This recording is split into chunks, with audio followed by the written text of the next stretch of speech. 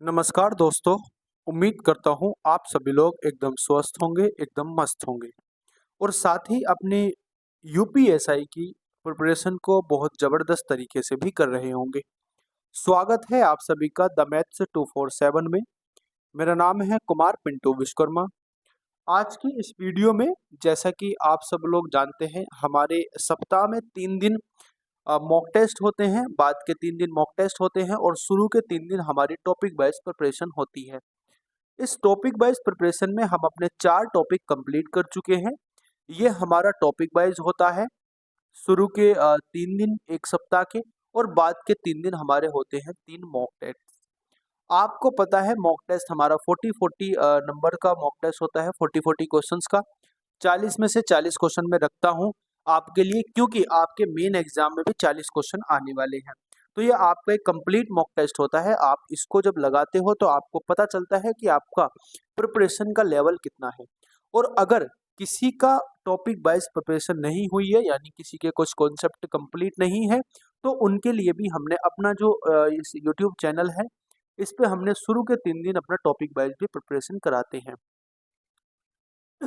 यानी हम वीक में 2 टाइप से अपनी प्रिपरेशन करते हैं। 6 दिन का अगर हम अपना टाइम टेबल रखते हैं पढ़ाई का, तो शुरू के 3 दिन टॉपिक वाइज और बाद के 3 दिन अपने मॉक टेस्ट रखते हैं। टॉपिक वाइज में आपके 4 चैप्टर कंप्लीट हो चुके हैं। उन 4 चैप्टर में हमारा पहला चैप्टर है परसेंटेज, दूसरा चैप्टर है प्रॉफिट एंड लॉस, तीसरा चैप्टर आपका है डिस्काउंट का और चौथा चैप्टर आपका हो गया है दोस्तों एसआई का। इसी क्रोनोलॉजी में आज आपका 5th चैप्टर है ये, और 5th चैप्टर हम करने वाले हैं सीआई यानी कि कंपाउंड इंटरेस्ट का। आप सभी लोगों को प्रिपरेशन करने में बिल्कुल मज़ा आ रहा होगा। आपकी टॉपिक वाइज पीवाईक्यू सीरीज की भी प्रैक्टिस हो रही है साथ के साथ, और आपके मॉक टेस्ट भी साथ के साथ सोल्व हो रहे हैं। हमारा टारगेट है कि हम अपने मेन एग्जाम में से 40 क्वेश्चंस को बहुत अच्छे तरीके से कर पाएं और हम अपने एग्जाम में मैक्सिमम स्कोर यानी कि 100 आउट ऑफ 100 का स्कोर हम कर पाएं। ये हमारा टारगेट रहने वाला है। तो हम इस तरीके से अपनी पीवाईक्यू सीरीज भी, अपनी टॉपिक वाइज सीरीज भी और अपने मॉक टेस्ट भी चला रहे हैं। तो उससे हमारा फायदा ये होगा कि आप पीवाईक्यू सीरीज को भी अच्छे से कंप्लीट कर लोगे इतना, और आप पीवाईक्यू का पैटर्न भी समझ जाओगे, किस तरीके से किस लेवल के क्वेश्चन पूछे जाते हैं, और मॉक टेस्ट में आप अपना स्कोर भी आंक सकते हो कि आपका स्कोर कितना आ रहा है। 40 क्वेश्चंस में से आप कितने क्वेश्चन बना पाते हो ये आपको अच्छे से पता चल जाएगा जब हम मॉक टेस्ट करते हैं। हम 7 मॉक टेस्ट अपने कंप्लीट कर चुके हैं और ये मॉक टेस्ट की सीरीज तब तक चलने वाली है जब तक आपका यूपीएसआई का एग्जाम नहीं हो जाता।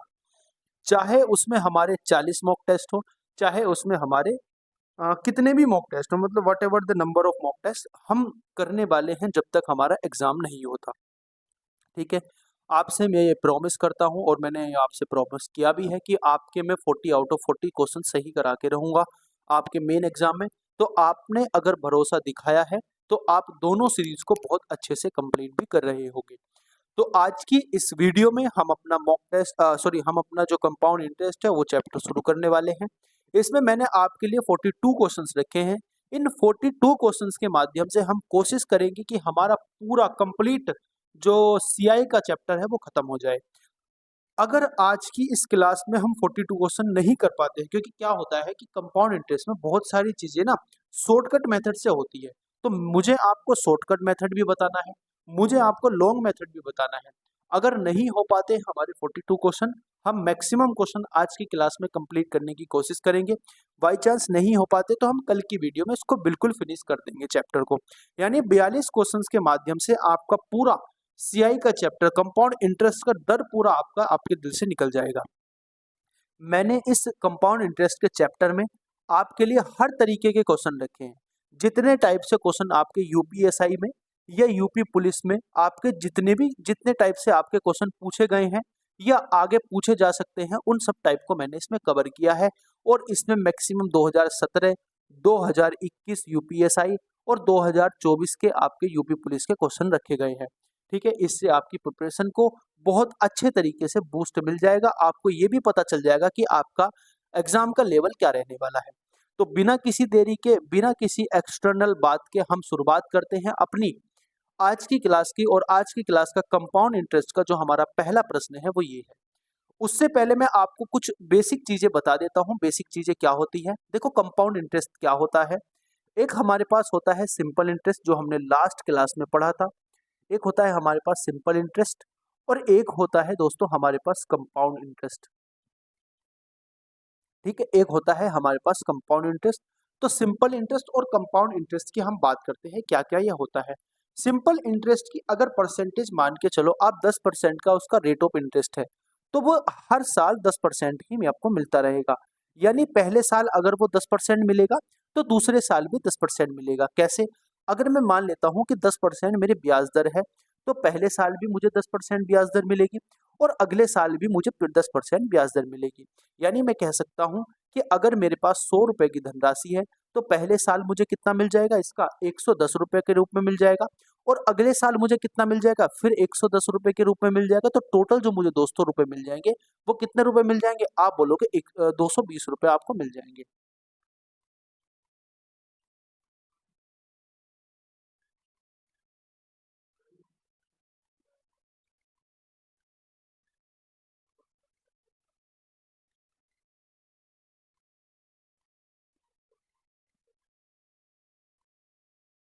हाँ जी, सॉरी डिस्टरबेंस के लिए। तो हमें क्या करना होता है कि हमें पता होता है कि एक साल, ये पहले साल का हमारा कितना आ जाएगा। देखो इसमें 10% के ब्याज दर है, तो 10 रुपए का आपको क्या मिल जाएगा, 100 पे 10 रुपए का आपका एसआई मिल जाएगा। इतनी बात समझ में आ गई। और अगर नेक्स्ट, ये पहले साल की बात है, और दूसरे साल की अगर मैं बात करता हूँ तो कितना हो जाएगा, ये दूसरे साल भी आपको 10 रुपए का ही ब्याज मिलेगा, और किस पे, प्रिंसिपल अमाउंट पर टोटल हो जाएगा 110। यानी 2 साल के अंत में जो आपको टोटल राशि मिल जाएगी वो 120 रुपए मिल जाएगी। इतनी बात आपको एकदम क्लियर हो गई होगी। अब मैं आपको बताता हूं कि ये तो सिंपल इंटरेस्ट हो गया। अब कंपाउंड इंटरेस्ट की हम बात करते हैं, कंपाउंड इंटरेस्ट क्या होता है। अगर कंपाउंड इंटरेस्ट की हम बात करते हैं, तो कंपाउंड इंटरेस्ट क्या होता है। देखो कंपाउंड इंटरेस्ट में जैसे पहले साल का सिंपल इंटरेस्ट और कंपाउंड इंटरेस्ट सेम ही होता है। जैसे मैं 10% की ब्याज दर ले लेता हूँ, तो पहले साल जो ब्याज दर आपकी रहेगी वो कंपाउंड इंटरेस्ट की भी 10% रहेगी, और सिंपल इंटरेस्ट की भी 10% रहेगी, प्रिंसिपल अमाउंट की। लेकिन दूसरे साल क्या होता है, ये पहले साल की बात हो गई, ये पहले साल की बात हो गई आपकी। अगर दूसरे साल की मैं बात करता हूँ, दूसरे साल की, तो जो ब्याज दर रहेगी ना, वो कंपाउंड इंटरेस्ट में क्या रहेगी, जैसे 100 रुपए की राशि है, 100 रुपए की राशि पे एक साल में 10% का ब्याज मिला, तो ये राशि आपको 10% ब्याज के रूप में 10 रुपए आपको दे गई है। ठीक है, इतनी बात समझ में आ गई। यानी टोटल जो आपके एक साल के बाद धन हो जाएगा वो कितना हो जाएगा, 110 रुपए। और इसी सेम प्रयास से, इसी सेम तरीके से आपका सिंपल इंटरेस्ट के हिसाब से भी एक साल के बाद जो धनराशि हो जाएगी वो 110 रुपए हो जाएगी। लेकिन अब जो ट्विस्ट आता है वो इसके बाद आता है। इसमें 2 साल के बाद दूसरे साल में क्या होता है, इसमें दूसरे साल में ये जो धनराशि हमारी एक साल के बाद में प्राप्त हुई, इस पे हमें 10% का ब्याज दर मिलता है। लेकिन इसमें 2 साल के बाद में क्या होता है, दूसरे साल में जो प्रिंसिपल अमाउंट है उसी पे ही हमें 10% का ब्याज दर मिलता है। ये बात आपको बहुत ध्यान से समझनी है। इसलिए हम कहते हैं कंपाउंड इंटरेस्ट क्या होता है, इंटरेस्ट पे इंटरेस्ट होता है, लेकिन सिंपल इंटरेस्ट क्या होता है, वो सेम होता है हर साल के लिए। इतनी बात आपको समझ में आ गई होगी। बिल्कुल कंपाउंड इंटरेस्ट और आपको सिंपल इंटरेस्ट का बेसिक बेसिक चीजें समझ में आ गई होगी। अब एक चीज मैं आपको और बता देता हूँ, जो आपके एग्जाम में इस आपके कंपाउंड इंटरेस्ट के चैप्टर में बहुत ज्यादा यूज होने वाली है। सबसे पहली बात है, इसमें 10% का क्या केस होता है। देखो 10% का केस क्या होता है, अगर 10% की मैं बात करता हूँ कंपाउंड इंटरेस्ट के एक साल के लिए, और 10% की मैं बात करता हूँ 2 साल के लिए, और 10% की मैं बात करता हूँ दोस्तों 3 साल के लिए, और अगर 4 साल के लिए बात करता हूँ, तो किस किस तरीके से हमारी होती है परसेंटेज वैल्यू। आपको पता है 10% ब्याज दर है।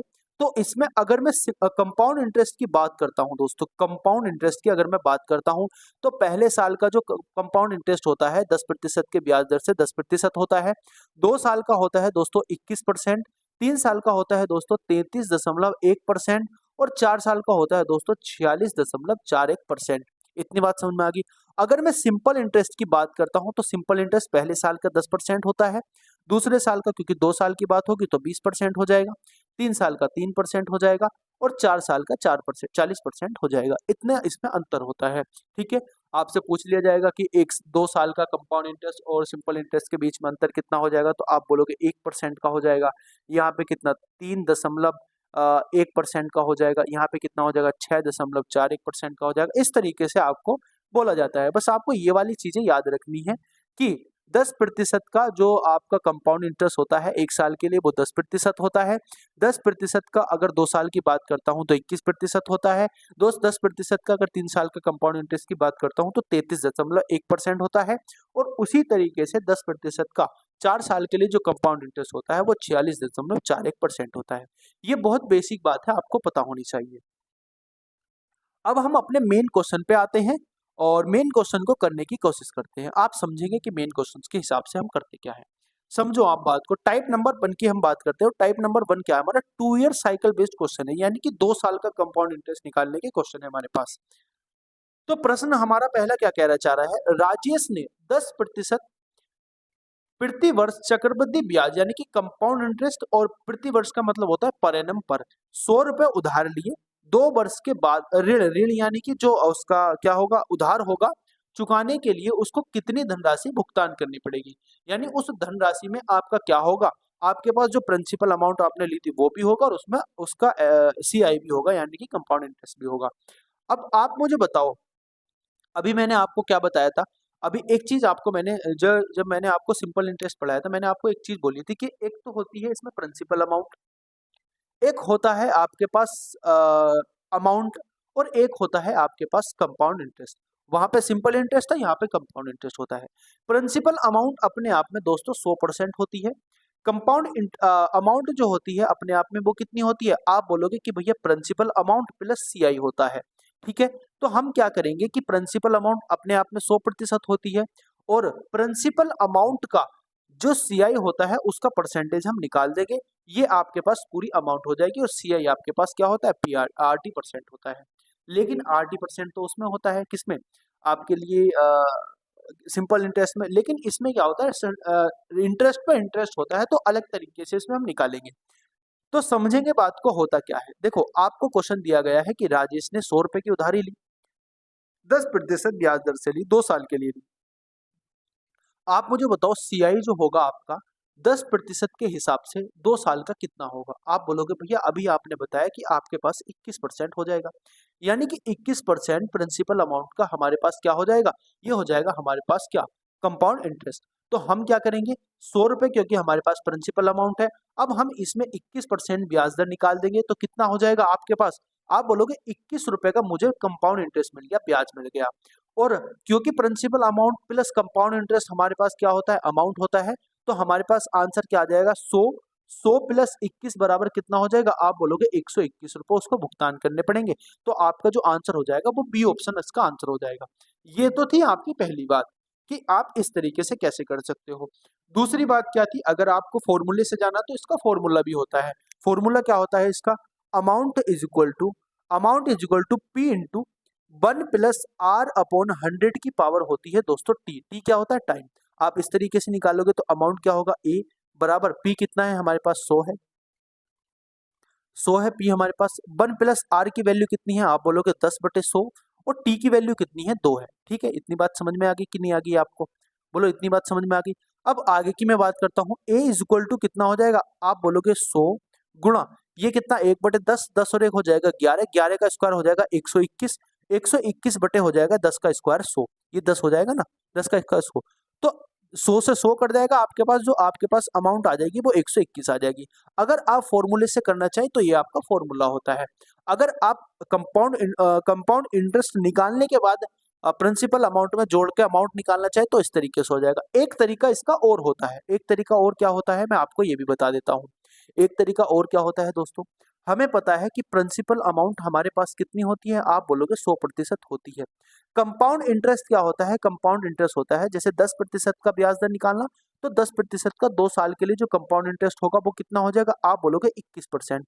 और अमाउंट क्या होता है अपने आप में? वो होता है प्रिंसिपल अमाउंट प्लस सीआई। तो मैं इसको डायरेक्ट कह सकता हूँ कि अमाउंट जो होगा अपने आप में प्रिंसिपल अमाउंट का 121% होगा। आपको पता है प्रिंसिपल अमाउंट 100% है, तो 100 बटे कितना हो जाएगा? 100, और मल्टीप्लाई कर देंगे कितना? 121 से। 100 से 100 कट जाएगा तो 121 आपका इसका सही उत्तर आ जाएगा। इतनी बात भी आपको क्लियर समझ में आ गई होगी। अब आपने बोला कि भैया आपने ये निकाल तो दिया कि क्या बोलते हैं आपको ये 21% हो गया, ये निकालते कैसे हैं? अब इसका मैं आपको तरीका बताता हूँ कैसे निकालते हैं। इसका निकालने का तरीका होता है मेरे दोस्त, क्या होता है, आप इसको ध्यान से समझेंगे। देखो, जब भी हम कंपाउंड इंटरेस्ट की बात करते हैं ना, तो कंपाउंड इंटरेस्ट में या तो आप रेशियो से जा सकते हो या आप जा सकते हो सक्सेसिव से। कैसे? जैसे मुझे 10% का 2 साल के लिए कंपाउंड इंटरेस्ट निकालना, तो क्या निकालूंगा मैं? कैसे निकालता हूँ? 10% प्लस 10% प्लस 10 ढाई 100/100 हो जाएगा। ये मैंने सक्सेसिव का फॉर्मूला लगाया। सक्सेसिव का फॉर्मूला क्या होता है? X plus by plus x by upon 100 होता है। ये सक्सेसिव का फॉर्मूला होता है, इस तरीके से आप निकाल सकते हो। मैंने आपको पिछली कक्षाओं में बताया था कि जहां पे आप सक्सेसिव लगा सकते हो, वहां पे आप क्या लगा सकते हो, वहां पे आप रेशियो का यूज भी कर सकते हो। तो मैं इसको आपको रेशियो से भी बताऊंगा कैसे होगा। तो आपको यहाँ पे सीआई निकालना है। सीआई परसेंटेज कितना हो जाएगा? 10 और 10 20 हो जाएगा और 1 21 हो जाएगा। आपका 21%। ये इस तरीके से आया। ठीक है, ये तो आपका आ गया किस तरीके से? सक्सेसिव मेथड से। अब दूसरा मेथड क्या रेशियो का कैसे होता है? रेशियो का मेथड भी मैं आपको बता देता हूँ। रेशियो का मेथड क्या होता है दोस्तों? रेशियो होता है, जैसे कंपाउंड इंटरेस्ट की हम बात करते हैं, तो पहले साल कंपाउंड इंटरेस्ट कितना होगा? अगर 10% ब्याज दर है, तो 10% ब्याज दर की फ्रैक्शन वैल्यू कितनी हो जाएगी? आप बोलोगे 1/10 हो जाएगी फ्रैक्शन वैल्यू। अब इससे एक साल का क्या हो जाएगा? आप बोलोगे 10 से 11 हो जाएगा। और दूसरे साल का कितना हो जाएगा? फिर 10 से 11 हो जाएगा। ये वाली जो वैल्यू होती है दोस्तों, ये होती है प्रिंसिपल अमाउंट और ये होती है हमारे पास अमाउंट। और अमाउंट में से अगर मैं प्रिंसिपल अमाउंट को माइनस कर देता हूं, तो मेरे पास क्या निकल के आएगा? आप बोलोगे, आपके पास निकल के आएगा भैया कितना? Compound interest. तो मैं अगर अमाउंट में से प्रिंसिपल अमाउंट को माइनस कर देता हूं, तो मेरे पास क्या आएगा? 121 121 माइनस 100 हो जाएगा और 121 माइनस 100 का मतलब हो जाएगा 21। तो 21 आपके पास क्या हो जाएगा? 21 आपके पास हो जाएगा दोस्तों परसेंट, या 21 आपके पास हो जाएगा क्या? 21 आपके पास हो जाएगा कंपाउंड इंटरेस्ट। इतनी बात आपको समझ में आ गई। इस एक क्वेश्चन के माध्यम से मैंने आपको सारे टाइप को लगभग बताने की कोशिश की है, तो आपको उम्मीद करूंगा कि आपको ये चीजें समझ में आ गई होगी। आगे की मैं बात करता हूँ। आगे की अगले प्रश्न की हम बात करते हैं। अगले प्रश्न में हम सीखेंगे कि आगे की चीजें कैसे होती हैं। देखो, अब हमारे पास दूसरा क्वेश्चन क्या दिया गया है? 2 वर्ष में ब्याज के वार्षिक रूप से 3% पर 10,000 के लिए चक्रवृद्धि ब्याज और चक्रवृद्धि राशि और चक्रवृद्धि ब्याज कितना होगा? यानी कि इसमें आपको निकालना है अमाउंट क्या होगा और आपको निकालना है सीआई क्या होगा। इतनी बात आपको समझ में आ गई। अब आप मुझे दो तरीके से ये बता सकते हो। देखो, 3% की बात हो रही है और 2 साल के लिए बात हो रही है, तो या तो आप इसमें कंपाउंड वो लगा दो सक्सेसिव, या इसमें आप लगा दो रेशियो।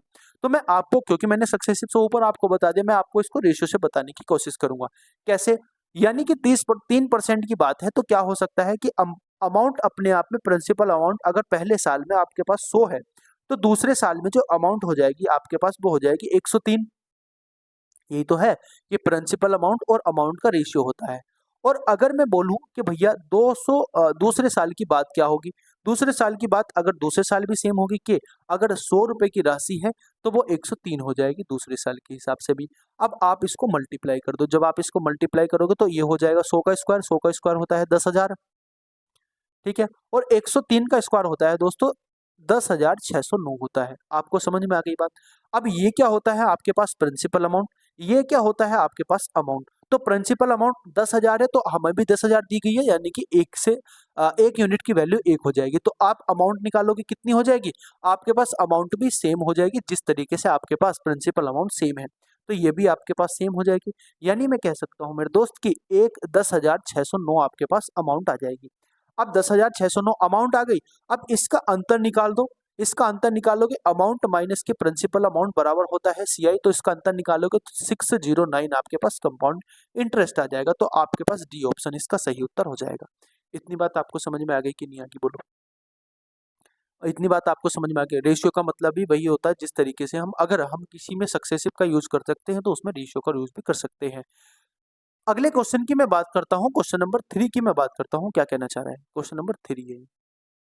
ठीक है, एक धनराशि को 20% वार्षिक ब्याज पर 2 वर्ष के लिए वार्षिक रूप से चक्रवृद्धि ब्याज निवेश किया गया है।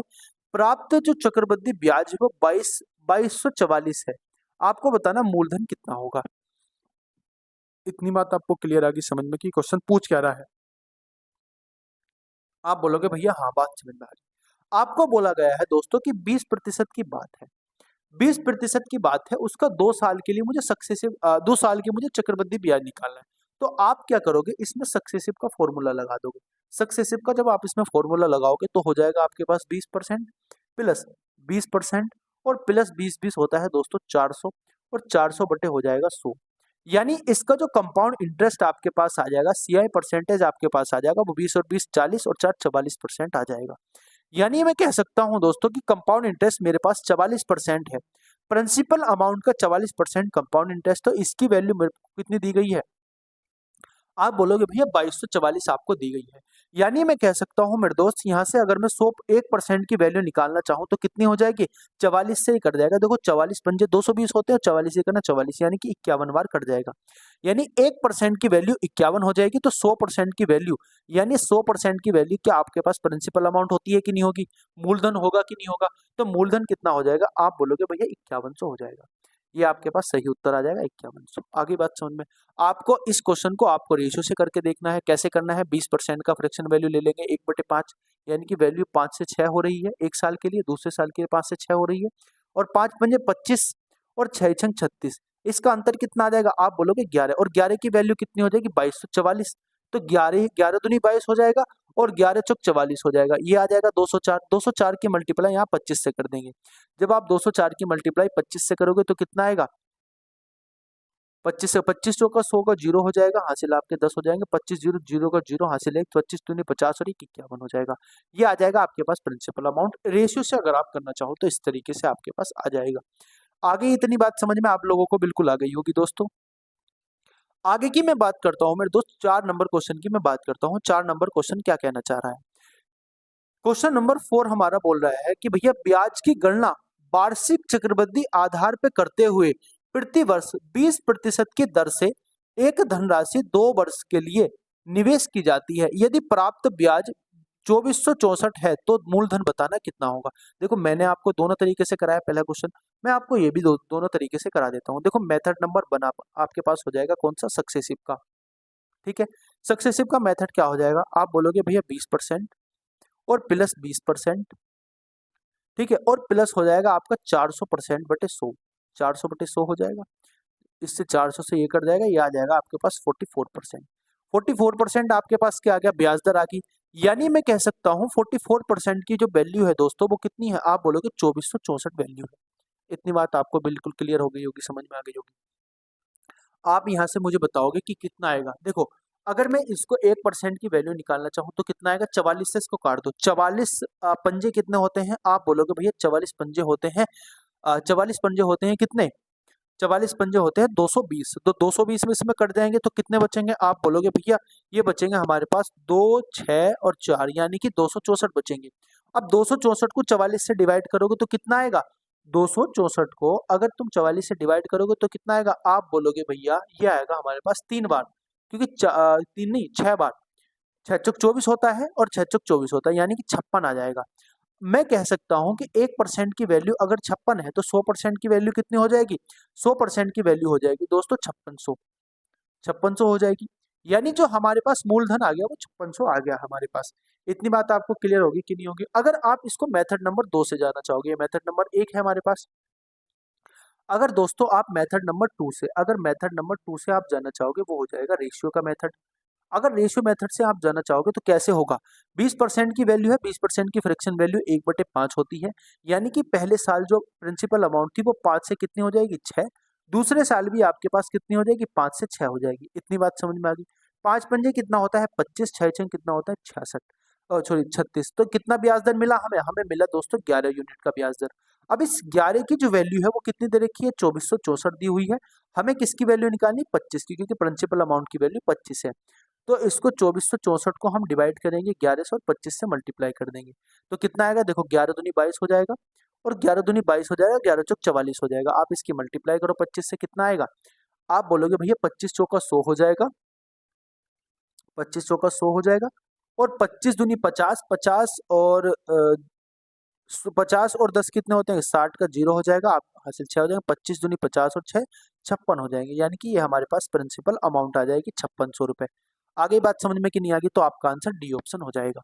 तो दोनों तरीके से मैंने आपको बताने की कोशिश की और उम्मीद करूंगा आपको दोनों तरीके से समझ में भी आ गया होगा। अगले प्रश्न की मैं बात करता हूं दोस्तों, क्वेश्चन नंबर आपके 5 की मैं बात करता हूं। क्वेश्चन नंबर 5 की, 10,000 के मूल धन पर 12% प्रति वर्ष के हिसाब से 6 माह के लिए अवधि के लिए कुल राशि ज्ञात कीजिए जो तिमासिक रूप से, तिमासिक मतलब होता है 3 महीने के, हर 3 महीने में ब्याज मिलता है, रूप से संयोजित हो। देखो तिमासिक, अर्धवार्षिक, ठीक है, क्वार्टरली, हाफरली, ईयरली क्या होता है मैं आपको समझा देता हूँ। अगर बात होती है ईयरली की, तो इसका मतलब ये है कि जो ब्याज मिलता है हमें 1 साल के बाद में मिलता है। और अगर हमारे पास बात होती है हाफरली की, तो इसका मतलब ये होता है कि जो ब्याज मिलता है वो हमें 6 महीने के बाद मिलता है। और अगर बात होती है तिमासिक की यानी कि क्वार्टरली की, तो हमें जो ब्याज दर मिलता है वो दोस्तों 3 महीने के बाद मिलता है। इतनी बात आपको समझ में आ गई। अब मुझे एक बात बताइए, आप 6 महीने की बात है और तिमासिक की बात है, तो ये जो मेरे पास प्रति वर्ष ब्याज दर है, ब्याज दर मेरे पास 12% जो है वो प्रति वर्ष की बात है। तो हमें तो 3 महीने का निकालना है, क्योंकि हमें तो हर 3 महीने ब्याज देना है, तो 3 महीने की ब्याज दर ही चाहिए उसमें। तो 12 को डिवाइड करो आप 12 महीने से, क्योंकि ये 12 महीने की है और हमें 3 महीने की निकालनी, तो कितना आ जाएगा? आप बोलोगे भैया 3% आ जाएगा, यानी कि ब्याज दर 30% आ जाएगी 3 महीने के हिसाब से। इतनी बात समझ में आ गई। अब 6 माह की बात हो रही है, 6 माह में आप बोलोगे कितने तिमाही होते हैं? 2 तिमाही होते हैं, यानी कि 3 महीने और 3 महीने के हिसाब से होते हैं। तो यानी मैं कह सकता हूँ कि ब्याज मुझे 2 साल के लिए देना है। आप या तो ऐसे समझो 2 साल के लिए देना है, या 3 महीने के, हर 3-3 महीने बाद देना है, यानी कि 2 बार ब्याज देना है। तो 2 बार ब्याज देने का मतलब क्या होता है? सक्सेसिव। भाई 2 साल का ही तो निकालना है। आपको ब्याज दर मिल की कितनी? 3% और 3 महीने के हिसाब से मिलेगी। आप 6 महीने को मान लो कि ये 2 साल की बात है, क्योंकि हर 3 महीने बाद ब्याज देना है, 6 महीने में 3-3 महीने 2 बार आते हैं, तो यानी कि 2 साल की बात होगी। तो अगर मैं 3% की बात करता हूँ, तो पहले साल 100 से कितनी हो जाएगी? 103 हो जाएगी। दूसरे साल 100 से कितनी हो जाएगी? आप बोलोगे 103 हो जाएगी। यानी मैं दोस्तों कह सकता हूँ कि ये 10,000 की मेरी वैल्यू है, ये 10,000 मेरे पास प्रिंसिपल अमाउंट होगी, और आपको पता है 103 का जो स्क्वायर होता है वो 10,609 होता है। तो इसमें ब्याज कितना आ जाएगा? ये मेरे पास प्रिंसिपल अमाउंट हो जाएगी, ये अमाउंट हो जाएगा। ब्याज कितना आ जाएगा? आप बोलोगे 609 मेरे पास कंपाउंड इंटरेस्ट आ जाएगा, और वही मुझसे पूछा गया है। हमसे पूछा क्या गया है? राशि बतानी कितनी हो जाएगी। ये हमारे पास सीआई आ गया, हमारे पास अमाउंट पूछा गया कितना है, तो अमाउंट कितना हो जाएगा? आप बोलोगे 10,609 हो जाएगा। 10,609 हमारे पास अमाउंट हो जाएगा। आगे की मैं बात करता हूं दोस्तों अगले प्रश्न की। अगला प्रश्न हमारा क्या कहना चाह रहा है? Question number 6। क्वेश्चन नंबर 6 है हमारे पास, 4,000 पर 6 महीनों के लिए 12% प्रति वर्ष ब्याज दर से तिमासिक रूप से संयोजित होने वाला ब्याज बताना कितना। अब हमें ब्याज बताना है और सेम क्वेश्चन है, बस इसमें डाटा थोड़ा सा अलग दे दिया गया है। आप बताओगे मुझे कि भैया देखो 12% ब्याज दर है, और ये 12% जो ब्याज दर होती है आपने अभी अभी बताया 12 महीने की होती है, क्योंकि प्रति वर्ष की बात हो रही है। हमें 3 महीने की, तिमासिक 3 महीने की निकालनी, तो 3 महीने की हो जाएगी भैया 3%। आपने अभी बताया, ये बात आपको समझ में आ गई 3% होती है। आपने ये बोला कि 2 साल, अगर 6 महीने की बात है तो तिमाही उसमें 2 होती है, यानी कि 2 साल की बात है, ये समझ लीजिए आप। तो 100 से कितना हो जाएगा? पहले साल में 100 से 103 हो जाएगा। दूसरे साल में कितना हो जाएगा? आप बोलोगे 100 से 103 हो जाएगा। अब 1,000 से 10,000 से वैल्यू कितनी हो जाएगी? आप बोलोगे भैया 10,000 से हो जाएगी 10,609 हो जाएगी। यानी कि ये तो हमारे पास अमाउंट, प्रिंसिपल अमाउंट हो गया, और ये हमारे पास हो गया दोस्तों अमाउंट। हमसे पूछा क्या गया है? हमसे ब्याज पूछा गया है। हमसे ब्याज कितना हो जाएगा आपका? इसका ब्याज हो जाएगा आपका 609 यूनिट, आप समझ लीजिए। अब क्योंकि हमें दिया गया है कि जो प्रिंसिपल अमाउंट है वो 4,000 है, और हमारे हिसाब से प्रिंसिपल अमाउंट है 10,000, तो हमारे हिसाब से 10,000 की वैल्यू 4,000 है, तो 6,609 की वैल्यू कितनी हो जाएगी? देखो 3 जीरो से 3 जीरो कट जाएंगे। इतनी बात आपको समझ में आ गई। अब ये आपके पास कितना आ गया? 4 से इसकी मल्टीप्लाई कर दो, 4 नम 36 का 6 हो जाएगा, और 4 जीरो जीरो का कितना हो जाएगा? 3 हो जाएगा, 4 छंग 24 हो जाएगा। और नीचे क्या है आपके पास? नीचे है आपके पास 10, तो आंसर कितना आ जाएगा? आप बोलोगे 243.6 हमारे पास आ जाएगा CI। कंपाउंड इंटरेस्ट हमारे पास आ जाएगा 243.6। 243.6 हमारे पास बी ऑप्शन सही उत्तर हो जाएगा। अगले प्रश्न की मैं बात करता हूं मेरे दोस्त, 7 नंबर की क्वेश्चन की हम बात करते हैं। टाइप नंबर 2 हमारे पास आ गया है। टाइप नंबर 2 की हम बात करते हैं। टाइप नंबर 2 क्या है? आप समझेंगे, बहुत ध्यान से बात को समझेंगे, ठीक है? आप बहुत ध्यान से बात को समझेंगे, और हम पेन ले लेते हैं ब्लू कलर का, ठीक है? देखो, जब कोई व्यक्ति प्रति वर्ष 3 और 4 वर्ष की क्या बात होती है कि 3 साल के लिए 4 वर्ष की, ऐसे ऐसा क्वेश्चन आएगा आपके पास। आप समझेंगे क्वेश्चन को, क्वेश्चन कहना क्या चाह रहा है। क्वेश्चन कहना चाह रहा है जब कोई व्यक्ति प्रतिवर्ष 4% का ब्याज दर का 3 साल के लिए 2 लाख का निवेश करता है तो 3 साल के अंत में अर्जित चक्रवृद्धि ब्याज बताना है। दोस्तों ब्याज कितना उसको प्राप्त होगा, ठीक है, ये हमें बताना है। तो इसमें आप 2 तरीके से जा सकते हो, आप सक्सेसिव से भी जा सकते हो, आप रेशियो से भी जा सकते हो। लेकिन एक चीज मैं आपको बताऊं, जब आपको लगे कि परसेंटेज वैल्यू ऐसी है उसको हम फ्रैक्शन वैल्यू में लिख सकते हैं, तो आप वहां पे जाओ रेशियो में। देखो 4% ऐसी वैल्यू है, इसको हम फ्रैक्शन में लिख सकते हैं। किस तरीके से? आप बोलोगे भैया 4% की जो फ्रैक्शन वैल्यू होती है वो कितनी होती है? आप बोलोगे 1/25 होती है, ठीक है, ये फ्रैक्शन वैल्यू होगी। यानी मैं कह सकता हूं कि प्रिंसिपल अमाउंट और अमाउंट का जो रेशियो आ जाएगा वो कितना आ जाएगा? पहले साल जो बात हुई, पहले साल बात हुई 25 से 26 की। दूसरे साल की मैं बात करता हूं, दूसरे साल में जो बात हुई फिर 25 से 26 की हुई। और तीसरे साल की हम बात करते हैं दोस्तों, वो कितना हुआ? वो हमारा फिर 25 से 26 हुआ। इतनी बात आपको एकदम क्लियर होगी, क्रिस्टल क्लियर हो गई होगी। आप बोलोगे ये अमाउंट इनकी मल्टीप्लाई कर, तो अमाउंट कितनी हो जाएगी? आप बोलोगे 15,625 इसका हो जाएगा घन, ठीक है। और ये कितना हो जाएगा? 26 का घन हो जाएगा 17,576 होता है। ये आपको याद करने पड़ेगा, 30 तक आपको घन वर्ग ही याद होना चाहिए, ठीक है। अगर याद होते तो आपको एकदम से आंसर आ जाएगा। तो आपसे बोला गया है कि ब्याज कितना होगा, आप इसमें से ब्याज निकाल दो कितना हो जाएगा।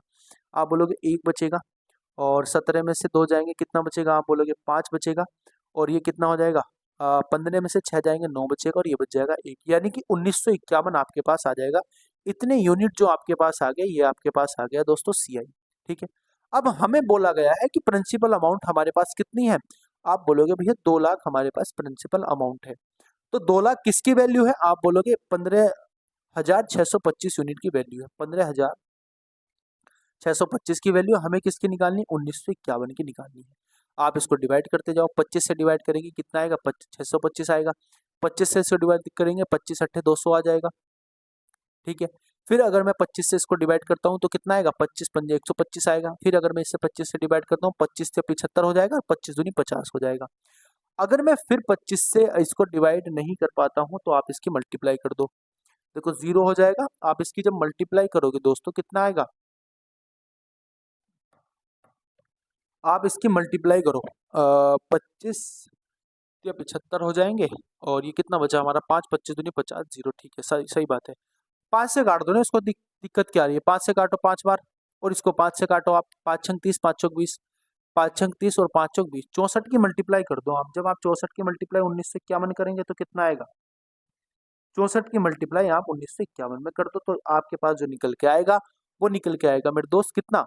देखो कैलकुलेशन ही है और कुछ नहीं है, 12, ये आएगा आपके पास 1,24,864। और इसको डिवाइड कर दो आप 5 से। जब आप इसको 5 से डिवाइड करोगे तो आपके पास सही उत्तर आ जाएगा कितना?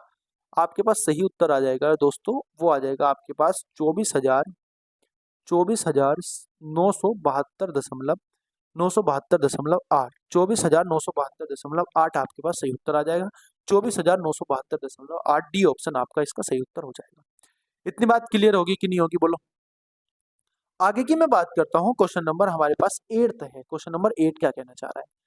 विनीता ने प्रति वर्ष 4% की ब्याज दर से, विनीता ने प्रति वर्ष 4% ब्याज दर से चक्रवृद्धि ब्याज पर 5,000 रुपए 3 साल के लिए उधार दिए। 3 वर्ष के बाद विनीता के पास जो राशि होगी वो कितनी होगी, यानी कि अमाउंट उसको बतानी कितनी हो जाएगी। सिंपल क्वेश्चन है, वही चीज है हमारे पास। 4% की बात हो रही है, 4% की फ्रैक्शन वैल्यू कितनी हो जाएगी? आप बोलोगे 125 हो जाएगी भैया। यानी कि 25 से कितना हो जाएगा? आप बोलोगे 25 से 26 हो जाएगा, और फिर 25 से 26 हो जाएगा, और अगले बार भी 25 से कितना हो जाएगा? 26 हो जाएगा, क्योंकि 3 साल की बात हो रही है।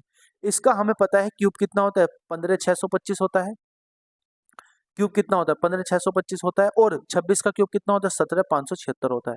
ये होता है 15,625, और 26 का क्यूब होता है 17, 17 कितना होता है? 17,576 होता है, ठीक है। ये प्रिंसिपल अमाउंट हो गया, ये हो गया आपके पास अमाउंट। इसकी वैल्यू हमें दी हुई है कितनी? आप बोलोगे 5,000। इसकी वैल्यू हमें 5,000 दी हुई है, और हमें प्रिंसिपल अमाउंट की वैल्यू निकालनी है। तो आप एक काम करो, यहाँ पे आप आओ, यहाँ पे आप आओ दोस्तों, और ये जो 5,000 की वैल्यू हमें दी हुई है, 5,000, 5,000 बटे कितना हो जाएगा? 5,000 बटे हो जाएगा 15,625, और मल्टीप्लाई कर देंगे हम 17,576 से। 25 से काटेंगे कितनी बार कटेगा, आप बोलोगे 25 से काटेंगे 625 बार जाएगा। 25 से काटेंगे 25 दूनी 50 बार जाएगा। 25 से काटूंगा तो 25 बार जाएगा, और 25 से काटूंगा 25 अट्ठे 200 हो जाएगा। 8 की मल्टीप्लाई इसमें कर दो, 8 छंग 48 का 8 हो जाएगा, 8 पंजे 40 और 4 44 का हो जाएगा आपके पास 4, और 8 सत्ते 56 और 4 60 हो जाएंगे दोस्तों। और 8 ही कम 8 और 6 कितना हो जाएगा, 8 6 14 हो जाएगा, और बटे हो जाएगा आपके पास 25। 25 से आप इसको डिवाइड करो, 25 पंजे 125 होते हैं, बचेगा आपके पास कितना 15, 25 छक्का 150 होते हैं दोस्तों, बचेगा आपके पास कितना, आपके पास बचेगा, जब आप इसको डिवाइड करोगे 25 पंजे 125, बचेगा कितना 15, 25 छक्का 150, आपके पास बचेंगे 4, और 25 दुनिया आपके पास लगभग लगभग आपका जो इसका आंसर हो जाएगा वो आपका इसका आंसर हो जाएगा दोस्तों, वो इसका आपका आंसर हो जाएगा। ओके, ये थोड़ी सी गड़बड़ मुझसे हुई है, इसलिए तो मैं कह रहा हूँ आंसर क्यों नहीं आ रहा, ये थोड़ी सी गड़बड़ हमसे हुई है दोस्तों। ये 15 600 576 है, ये 15 576 है, 76 है, तब इसकी मल्टीप्लाई करनी है आपकी 8 से। 17 576 है, 17 576 की आपको मल्टीप्लाई करनी है 8 से। जब इसकी मल्टीप्लाई आप करोगे तो कितना आएगा, 8 छंग 48 का 0 हो जाएगा, 8 सत्ते 56 और 4 हो जाएगा 60, 0 हो जाएगा, और ये हो जाएगा 6, ये हो जाएगा 0, आपके पास 4 और 1 हो जाएगा।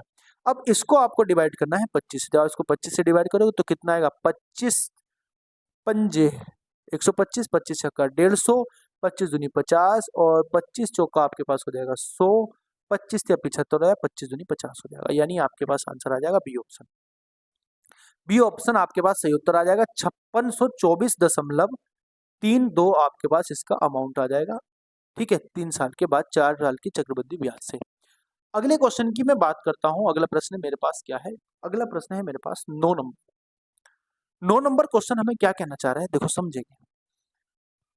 2,50,000 रुपए की राशि क्रम से 4%, 5%, 6% के पहले, दूसरे और तीसरे वर्ष के सालाना संयोजित हुए 3 वर्ष के लिए जमा की जाती है। 3 वर्ष के अंत में राशि कितनी हो जाएगी, ये हमें बताना है। सिंपल क्वेश्चन है, देखो इस 4% को मैं क्या लिख सकता हूँ, आप बोलोगे 125 लिख सकते हो भैया, 1/25। इस 5% को क्या लिख सकता हूँ, आप बोलोगे 1/20 लिख सकते हो। इस 6% को क्या लिख सकते हो, आप बोलोगे 3/50 लिख सकते हो। यानी पहले साल जो ब्याज हुआ हमारे पास वो प्रिंसिपल अमाउंट 25 से 26 हो जाएगी। दूसरे साल की अगर मैं बात करता हूं तो वो कितनी हो जाएगी, आप बोलोगे 20 से 21 हो जाएगी। तीसरे साल की अगर मैं बात करता हूं दोस्तों वो कितनी हो जाएगी, आप बोलोगे 50 से कितनी हो जाएगी, 53 हो जाएगी। ठीक है, आप इन सबको सोल्व करो तो आप इसको काट दो 13 बार, और आप इसको काट दो 10 बार। 25 पंजे 125 होते हैं, और 125 में 2 जीरो आ जाएंगे, ये हो जाएगा आपके पास 12,500, 12,500 हो जाएगा। और आप इसकी मल्टीप्लाई करो, देखो तेरह क्या, तेरह ही कम, तेरह का 3 हो जाएगा, 13 दूनी 26, 26 और एक आ जाएगा कितना 27। अब इसकी मल्टीप्लाई आप कर दो किससे, आप इसकी मल्टीप्लाई कर दो दोस्तों 53 से, तो 53 से आप किसकी मल्टीप्लाई करो तो आंसर आपका जो निकल के आएगा वो निकल के आएगा 14,469। ठीक है, ये आपके पास अमाउंट आ जाएगी। अब हमें इसकी वैल्यू दी हुई है, भाई इसकी वैल्यू तो दी हुई है ना प्रिंसिपल अमाउंट, बस इसको सॉल्व कर लो आप। इसको जब आप सॉल्व करोगे तो आपका क्या आंसर आएगा ये आपका बताना है हमें। 2.5 लाख है, ठीक है, 2.5 लाख की बात हो रही है। और आप मुझे बताओ, जब 2.5 लाख की बात हो रही है तो 14 दूनी 28 और 4 दूनी 8, आपका जो आंसर आएगा वो लगभग लगभग ये आंसर आएगा। बताता हूँ कैसे।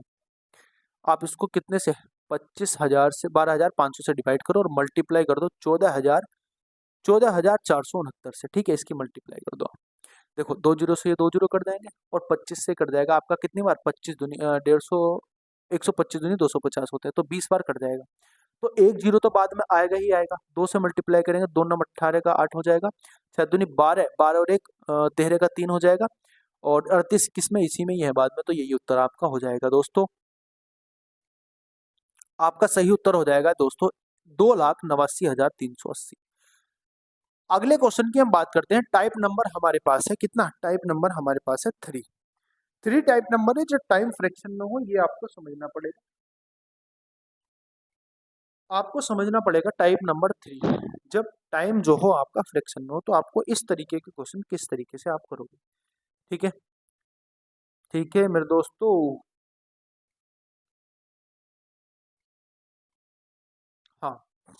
क्वेश्चन नंबर हम बात करते हैं 10 की, समझो बात को। क्वेश्चन नंबर 10 क्या कहना चाह रहा है? क्वेश्चन नंबर 10 कहना चाह रहा है यदि 3125 को 4% वर्ष प्रति वर्ष की दर से 2 साल ढाई ढाई महीने 2 साल 1/2 है, ये 2 सही 1/2 यानी कि 2.5 वर्ष की चक्रवृद्धि ब्याज पर निवेश किया जाता है और ब्याज की गणना वार्षिक रूप से की जाती है, तो अंतिम प्राप्त राशि कितनी होगी? हमें बताना, अमाउंट कितनी हो जाएगी। आपको ध्यान से समझना है। इसी एक क्वेश्चन के माध्यम से मैं आपको सारे कॉन्सेप्ट इसके क्लियर कर दूंगा। आप एक बात मुझे बताइए, 4% ब्याज दर है आपके पास। बोलेंगे भैया बिल्कुल 4% ब्याज दर है। आगे बात समझ में है। अब समय कितना है? आप बोलोगे 2 सही 1/2 समय है। इस 2 सही 1/2 समय को मैं किस तरीके से लिख सकता हूँ? आप बोलोगे भैया इसको ऐसे भी तो लिख सकते हैं, 2 + 1/2 भी लिख सकते हैं। यानी कि ये 2 साल तो हमारे पास फिक्स है और ये है हमारे पास 6 महीने यानी कि आधा साल है। इतनी बात समझ में आ गई। अब क्योंकि हमारे पास प्रति वर्ष की दर से 4% ब्याज दर है, यानी कि हर साल के हिसाब से अगर हम ब्याज काउंट करेंगे तो वो 4% के हिसाब से हमें मिलेगा। अगर हम हर साल के हिसाब से ब्याज दर काउंट करेंगे तो हमें 4% के हिसाब से मिलेगा। यानी मैं कह सकता हूँ ये 2 साल के लिए तो मेरे पास 4% ब्याज दर के हिसाब से है। इतनी बात समझ में आ गई। अब बात करते हैं 6 महीने की, क्योंकि 6 महीने के बाद भी ब्याज देना है, 2.5 साल की बात हो रही है ना, तो 6 महीने के बाद ब्याज देना है। तो 6 महीने की ब्याज की अगर मैं बात करूंगा तो मुझे पता है कि जो 4% ब्याज दर है मेरे पास वो 12 महीने का है। तो 6 महीने की अगर मैं बात करूंगा तो 2% ब्याज दर आ जाएगी। तो यानी कि अब आगे जो है इस 6 महीने के लिए 2% ब्याज दर लगानी पड़ेगी। बस आपको इतना ही बात समझ में नहीं थी, आपको इतनी ही बात समझनी थी, तो आप इसको रेशियो में कन्वर्ट कर दो। बस कैसे होगा? रेशियो में आप इसको कर दो। देखो 2 साल के लिए कितना है? 4% है, तो 4% की फ्रैक्शन वैल्यू आप सभी लोग जानते हैं 1/25 होती है। यानी मैं कह सकता हूँ पहले साल 25 से कितना हो जाएगा? 26 हो जाएगा। दूसरे साल भी दोस्तों 25 से 26 हो जाएगा। और आधे साल की जब हम बात करेंगे 2% की फ्रैक्शन वैल्यू होती है 1/50। यानी मैं कह सकता हूँ अगले साल 50 से मेरा कितना हो जाएगा? 50 से हो जाएगा कितना? 51। इतनी बात आपको एकदम क्लियर क्लियर हो गई होगी दोस्तों। 50 से कितना हो जाएगा? 51 हो जाएगा। अगर आप इसको सोल्व करते हो तो कितना आएगा? ये कितना हो जाएगा? 51 हो जाएगा। अगर आप इसको सोल्व करते हो तो ये बच जाएगा आपके पास 25 और ये आपके पास हो जाएगा 13। ठीक है, अब आप इसकी मल्टीप्लाई कर दो। जब आप इसकी 25 25 25 की मल्टीप्लाई करोगे ये आएगा आपके पास 15,625। और जब आप इसकी मल्टीप्लाई करोगे दोस्तों कितना आएगा? आप इसकी मल्टीप्लाई कर दो। जब आप इसकी मल्टीप्लाई करोगे तो आपके पास आएगा 17,238 आएगा। इतनी बात समझ में आ गया। हमें अंतिम वैल्यू चाहिए, यानी कि हमें अमाउंट चाहिएगी। तो अमाउंट चाहिएगी तो क्या करना पड़ेगा? देखो क्या दिया हुआ है हमें? 3,125 दिया हुआ है। ये किसकी वैल्यू है? ये है दोस्तों 15,625 की वैल्यू। और मल्टीप्लाई हमें किसकी निकालनी? 17,238 की वैल्यू निकालनी है। आप इसको 25 से डिवाइड करो। 25 से 25 छक्का 150 होते हैं और 25 से डिवाइड करेंगे 25 से कम 25 हो जाएगा। बचेगा कितना? बोलो बचेगा कितना? आप बोलोगे भैया ये बचेगा 5 और 2, तो 25 दूनी 50 हो जाएंगे और 25 से कम 25 हो जाएगा। आप इसको फिर 25 से डिवाइड करो तो 25,625 आ जाएगा आपके पास। इसकी मल्टीप्लाई कर दो आप। इसकी मल्टीप्लाई आप 121 से करोगे और फिर इसको डिवाइड करोगे 625 से, तो जो आंसर आपके पास निकल के आएगा वो आंसर आपके पास निकल के आएगा दोस्तों कितना? देखो 25 से कम 25 बचेगा कितना हमारे पास? यहाँ पे 6 बचेगा, तो 25 दूनी 50 आपके पास यहाँ कितना बच जाएगा? हाँ 12 बच जाएगा। 25 पंजे 125 होते हैं, माफी चाहूंगा, ये 25 पंजे होते हैं 125। ठीक है, ये होते हैं आपके पास 125 बार कटेगा ये, बस यह ध्यान रखना है। अब फिर आपको इसको 25 से डिवाइड करो। 25 पंजे 125 होते हैं। फिर आपको इसको 25 से डिवाइड करो। 25 25 625 होते हैं। 5 से इसको डिवाइड कर दो कितनी बार जाएगा? 5 बार जाएगा। फिर 5 से इसको डिवाइड कर दो कितनी बार जाएगा? देखो 5 या 15 हो जाएंगे, बचेगा कितना? 5 चौक 20 हो जाएगा। और कितना बचेगा? 15 होगा ना, 2 5 चौक 20, फिर 5 चौक 20 हो जाएगा। और ये कितना बचेगा? 5 सत्ते 20 है ना, 3 है ना ये, तो कितना हो जाएगा? आप इसको जब काटोगे तो कितना आ जाएगा आपके पास? बोलो। आपके पास आ जाएगा 5 से काटे 5 सत्ते 35 और 5 छंग 30 हो जाएगा। यानी आपके पास जो आंसर आ जाएगा वो आ जाएगा 3447.6। तो यानी कि सी ऑप्शन आपका सही उत्तर हो जाएगा। आगे की मैं बात करता हूं दोस्तों क्वेश्चन नंबर 11 की। क्वेश्चन नंबर 11 क्या कहना चाह रहा है? क्वेश्चन नंबर 11 कहना चाह रहा है एक निश्चित राशि है 1 साल 9 महीने की अवधि के लिए 10% वार्षिक चक्रवृद्धि ब्याज की दर से उधार दी गई है। चक्रवृद्धि ब्याज अगर 1460 रुपए है तो उधार दी गई राशि बतानी कितनी होगी। ठीक है, आपको बात समझ में आ गई? इतनी बात आपको समझ में आ गई। अगर मैं बात करूं 1 साल 9 महीने, तो 1 साल के लिए तो मेरे पास कितना है ब्याज दर है, मेरे पास 10%। महीने की बात और कर लो, 1 साल के लिए तो 10% ब्याज दर है। और 9 महीने की अगर मैं बात करता हूँ तो देखो 10% जो ब्याज दर है मेरे पास 12 महीने का है, और मुझे 9 महीने का निकालना है। ठीक है, 3 से कट जाएंगे 3 बार, 3 से कट जाएगा 4 बार, ठीक है, 4 से कट जाएगा 2 बार, ये कट जाएगा आपका कितने बार, 5 बार, 5 से 15/7 हो जाएगा। ये हो जाएगा आपके पास 15/2। अब ये परसेंटेज वैल्यू है, इसको फ्रैक्शन वैल्यू में चेंज करूंगा मैं तो कितना आएगा, 15/200 आ जाएगा। यानी मैं कह सकता हूँ ये 3 बार कट जाएगा, ये कट जाएगा 5 से 40 बार। यानी मैं कह सकता हूँ 3 बटे कितना आ जाएगा, 3 बटे आ जाएगा 40, 3/40 फ्रैक्शन वैल्यू आ जाएगी। और इसकी फ्रैक्शन वैल्यू हो जाएगी 1/10। तो आप इसको रेशियो में कन्वर्ट कर दो बस। पहले साल के लिए कितना है 10 से 11, और अगले 9 महीने के लिए कितना है 40 से कितना हो जाएगा, 40 से हो जाएगा 43। अब इसकी मल्टीप्लाई करो, ये हो जाएगा दोस्तों 400, और 400 से 11 या 33, 11 चौक 44 और 3 कितना होता है 47। यानी जो ब्याज मुझे मिलेगा वो 73 रुपए का मिलेगा। और इस 73 रुपए की वैल्यू हमें दे रखी है दोस्तों 1460। तो इसकी 73 से कितने बार कट जाएगा, 2 बार कट जाएगा। यानी कि 1 यूनिट की जो वैल्यू है दोस्तों वो कितनी हो जाएगी, आप बोलोगे 20। तो हमें बताओ 400 यूनिट की वैल्यू कितनी हो जाएगी, 400 यूनिट की वैल्यू हो जाएगी दोस्तों 8000। तो 8000 हमारे पास इसका प्रिंसिपल अमाउंट आ जाएगी, यानी कि डी ऑप्शन इसका सही उत्तर हो जाएगा। आपको समय को तोड़ना है और समय के हिसाब से उसकी परसेंटेज को भी तोड़ देना है। ठीक है, इतनी बात आपको क्लियर हो गई होगी बिल्कुल। आगे की मैं बात करता हूं दोस्तों 12 नंबर की। 12 नंबर क्या है, a difference between CI and SI for 2 year and 3 year. यानी कि 3 साल का चक्रवृद्धि ब्याज और साधारण ब्याज में जो अंतर है उसका हमें बताना है, किस तरीके से हम उसको आंसर को निकालेंगे। आपको मैं दो फॉर्मूले बताऊंगा कि जब हम 3 साल के लिए चक्रवृद्धि ब्याज और साधारण ब्याज पे अंतर निकालते हैं तो उसका फॉर्मूला क्या होता है। दूसरा मैं आपको फॉर्मूला बताऊंगा अगर 2% का निकालते हैं तो कितना होता है। आगे बात समझ में कि नहीं आ गई, बोलो इतनी बात समझ में आ गई कि नहीं आ गई। तो मैं आपको दो तरीके से आपको इसको बताऊंगा, दो फॉर्मूले मैं आपको बताऊंगा। इन फॉर्मूलों को आपको नोट करना है दोस्तों।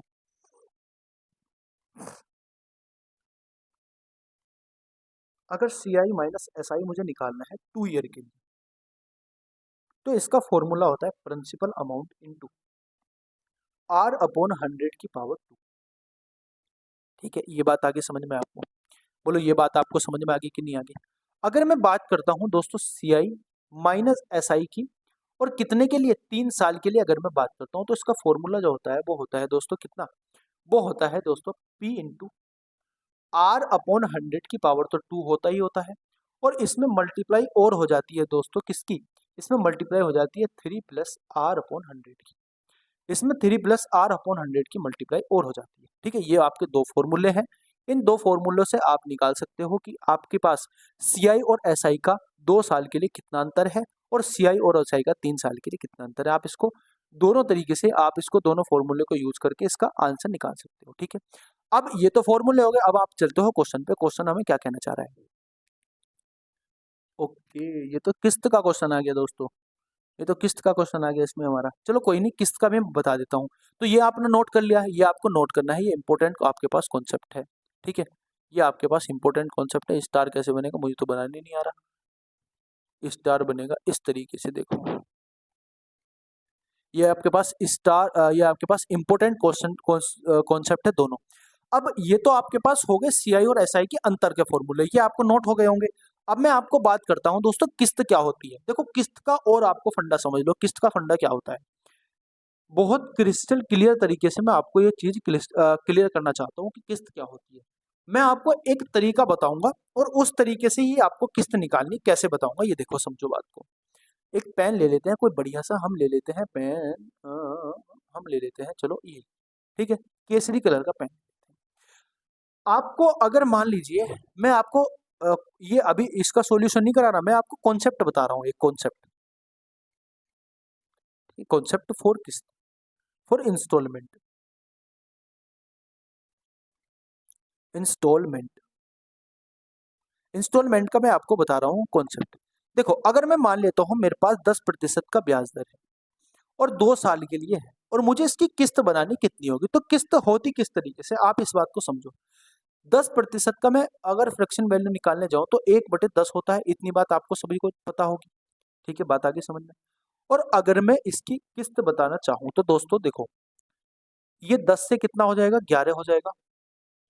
और ये 10 से देखो, पहले साल तो 10 से 11 हो जाएगा, दूसरे साल में क्या होगा, इसका स्क्वायर हो जाएगा। तो 100 से कितना हो जाएगा, आप बोलोगे 121 हो जाएगा। और ये तो होती है हमारे पास किस्तें, ये तो होती है हमारे पास किस्त, और ये होता है हमारे पास मूलधन। बहुत ध्यान से समझने वाली बात है, बहुत ध्यान से। आप मुझे बताओ, किस्त हमेशा हर साल के लिए, हर महीने के लिए सेम रहेगी कि भैया मेरे पास 5,000 किस्त जा रही तो 5,000 ही जाएगी? तो किस्त को बराबर करने के लिए मुझे बताओ, इससे किससे मल्टीप्लाई करनी पड़ेगी आपको? इससे मल्टीप्लाई करनी पड़ेगी आपको 11 से। 11 से जब इसको मल्टीप्लाई करूंगा तो ये आपके पास 121 आ जाएगा, ये 121 आ जाएगा, ये भी 121 आ जाएगा। ठीक है, और इससे भी फिर मुझे 11 से मल्टीप्लाई करनी पड़ेगी, तो ये कितना हो जाएगा, ये हो जाएगा 121, और ये हो जाएगा आपके पास 100। ठीक है, इतनी बात आपको समझ में आ गई। अब समझो बात को, आप बात को समझो। अगर मैं इसको ऐड करता हूं, अगर मैं इसको ऐड करता हूं तो ये होता है मेरे पास 221, और अगर मैं इसको ऐड करता हूं ये होता है मेरे पास 242। इतनी बात समझ में आ गई। अब ये जो ऐड करने के बाद आता है ये होता है दोस्तों अमाउंट। ठीक है, और ये जो होता है ये होता है हमारे पास प्रिंसिपल अमाउंट। और इसका अंतर करने के बाद जो वैल्यू निकल के आती है 21 रुपए, ये है हमारे पास ब्याज, ये हमारे पास सीआई। ये बहुत ध्यान से आपको समझनी है बात, ये हमारे पास सीआई है। इस कॉन्सेप्ट से आप कोई भी किस्त का क्वेश्चन आप बहुत आराम से निकाल सकते हो। ठीक है, ये आपको समझना है क्या करना है। क्योंकि अगर 3 साल की बात होती तो हम इसमें क्यूब करते, फिर किस्तों को बराबर करते। भाई किस्त अगर चुकाएंगे तो पूरी धनराशि चुकाएंगे ना, यही तो बात है। तो किस्तों को अगर मैं ऐड करूंगा तो पूरी धनराशि ऐड होगी, पूरा हमारे पास अमाउंट आएगा। तो इस तरीके से हम कर सकते हैं।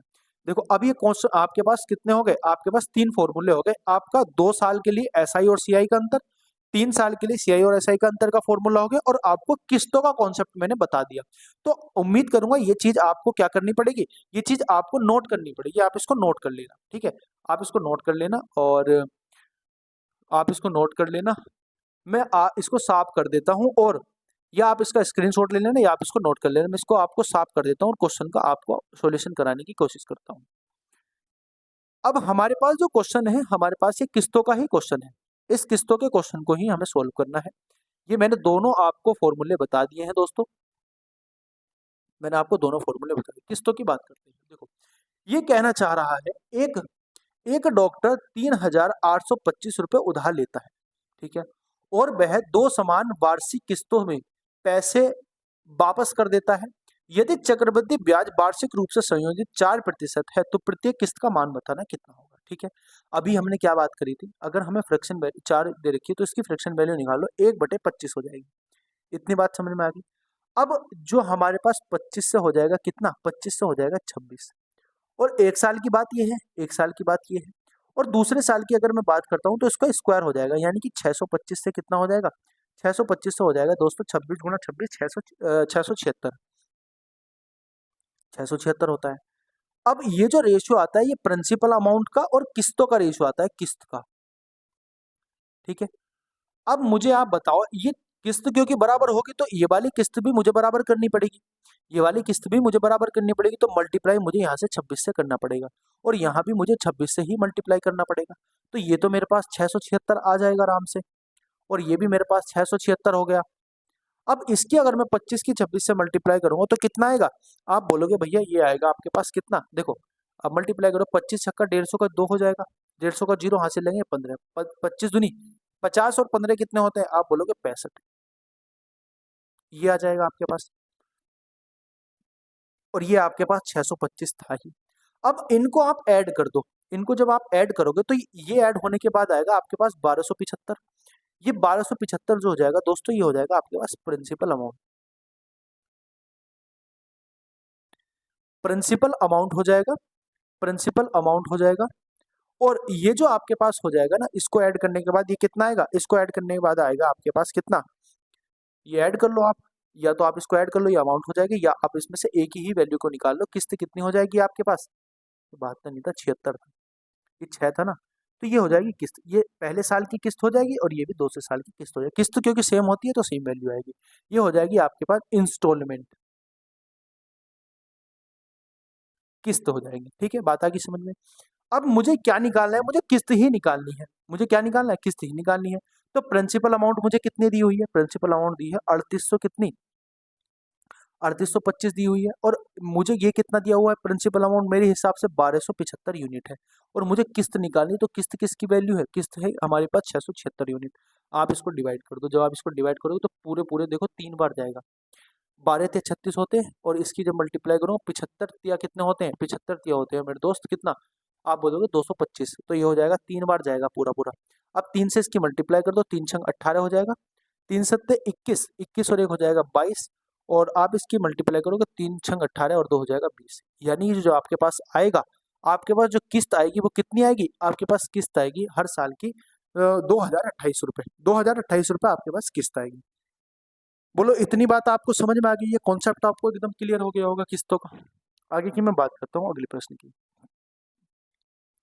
अच्छा, अगला क्वेश्चन हमारे पास है वही वही उसी पे बेस्ड है आपके पास, चक्रवृद्धि ब्याज और साधारण ब्याज के अंतर पे।